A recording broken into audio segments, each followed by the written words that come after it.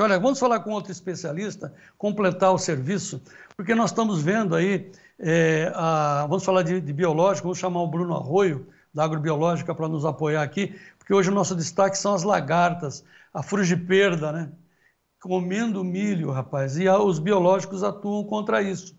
E outra coisa, né? Você sabe disso, o manejo é fundamental, não é o produto, porque os químicos estão perdendo, infelizmente, eficácia, porque o pessoal está exagerando. Quando você exagera, mas isso até a molecadinha da escola sabe disso, quando você exagera, você cria resistência.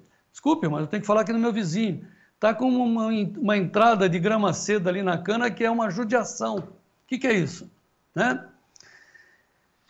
Duro, mas enfim, as lagartas estão atuando e a gente precisa saber como combatê-las de uma maneira correta, equilibrada, com biológicos. Vamos chamar o doutor Bruno? Posso chamar, Gleidson? Doutor Bruno Arroio? Já está aí. Bruno, boa tarde, seja muito bem-vindo mais uma vez. Olá, João, e a todos que estão acompanhando o Tempo e Dinheiro. Muito boa tarde a todos. Bom, Bruno, nós vamos falar, claro, de cigarrinhas, né? Porque é o milho que está na terra. Mas antes, não sei se o Gleidson já tem as fotos, eu quero falar da Spodoptera frugiperda. Olha o nome já vem, né? Frugiperda, que é a famosa lagarta do cartucho. Ela come, hein, professor? É uma praga extremamente polífaga. Nós estávamos acostumados com a lagarta do cartucho, o próprio nome comum dela, né, já diz, a lagarta do cartucho do milho, mas hoje é uma praga que está no algodão, está na soja, está em cultivos de HF e em muitos outros. Então, uma praga que, de fato, nós precisamos cuidar e manejar muito bem ela com as ferramentas que nós temos, que incluem, sim, os químicos e os biológicos entrando com essa fortaleza em várias frentes. Tá, vamos mostrar primeiro, Gleidson, as 3 primeiras fotos dessa moça aí, a frugiperda, a lagarta do... Não, essa daí já é o complemento, viu, Gleidson? Vamos primeiro as 3 primeiras fotos da bichona aí comendo. Não, nós invertemos a ordem aí, essa daí, essa é a moça aí. Ô professor, aqui no nosso Mato Dentro a gente está acostumado a fazer, eu tentei fazer milho, inclusive, a hora que ela apareceu, os caras disseram assim, não, lagarta de cartucho, bateu chuva, afoga ela. É verdade isso, professor? Antigamente era uma tática de controle que ajuda, porque ela fica ali no cartucho, tendo a água ali acumulada, ela pode vir a se afogar. Só que nós temos as evoluções populacionais. O que nós fizemos ao longo do tempo?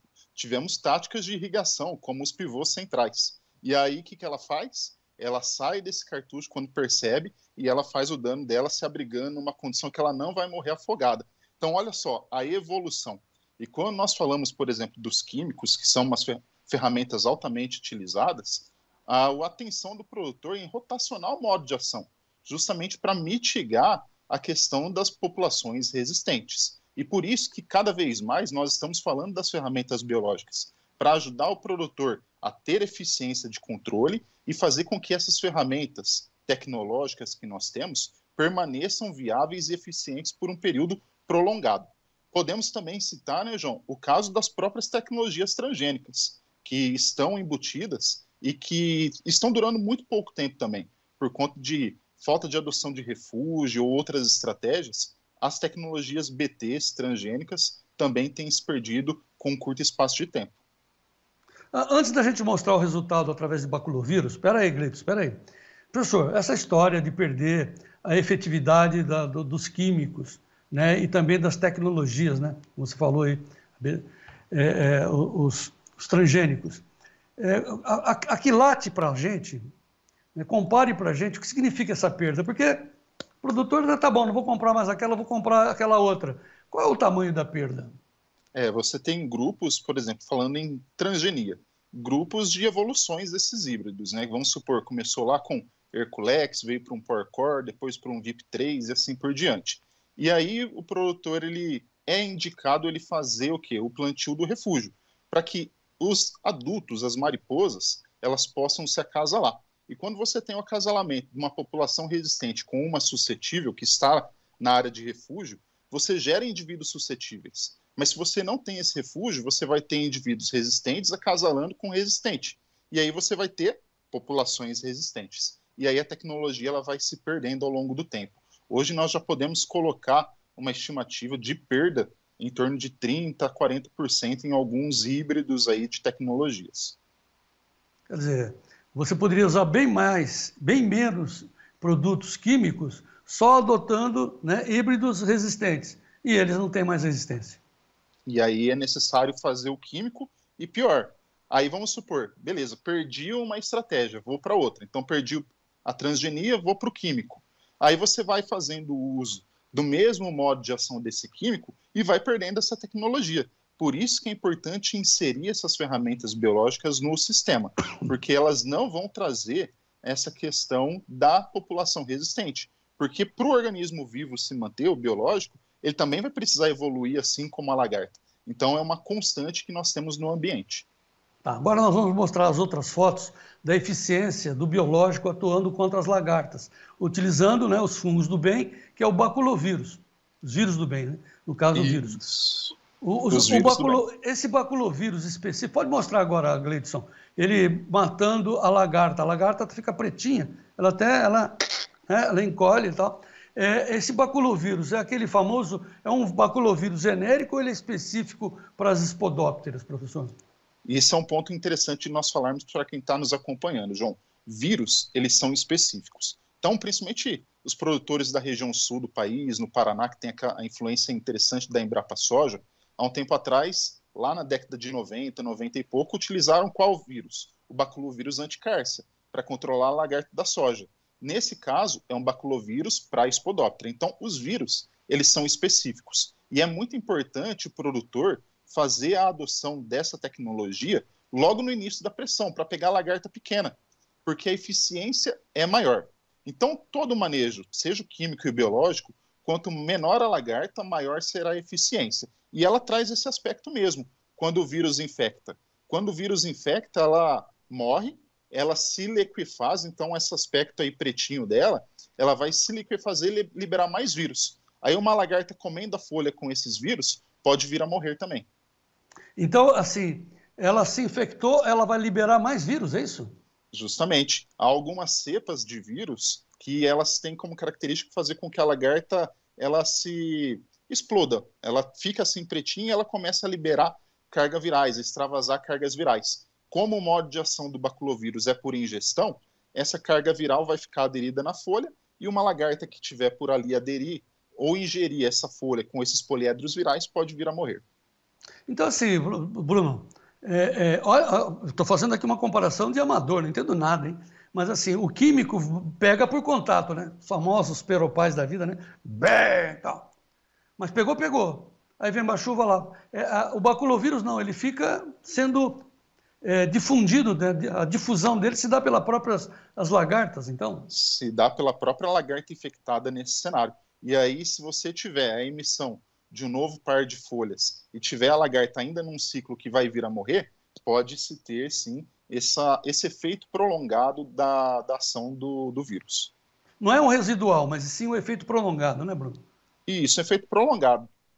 Tá. Agora, como é que se dá isso? O que eu compro? Compro um pozinho? Como é que é? Como é que se aplica isso? Tem diversas formulações, hoje há formulações líquidas e formulação base pó, que são justamente fabricadas pelas empresas, onde elas têm a cepa, né, extraída de um banco de dados, por exemplo, da Embrapa ou de outro, e ela vai fazendo essa replicação com formulações para serem aplicadas no produtor. E aí o produtor coloca na bomba de pulverização e faz essa pulverização. Lembrando que vírus é indicado se ter um cuidado. Então é importante que o produtor ele aplique ao final do dia. Muito bem.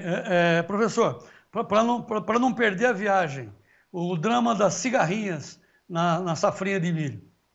É bom o produtor ficar atento, porque não se tem nível de controle, é incidência, né, presença ou ausência, e tendo a presença, fazer o manejo. E ações para mitigar. Então, trabalhar com materiais tolerantes, pensar nessa rotação dos defensivos químicos, do modo de ação deles, evitar plantas tiguera, né, porque a chance de ter um inseto contaminado é grande, e fazer o uso das ferramentas biológicas, como os fungos entomopatogênicos, como a isária, uma bovéria. Isso é muito importante já desde o início da pressão ou da presença da praga na área. E fazer um adendo, tá, João?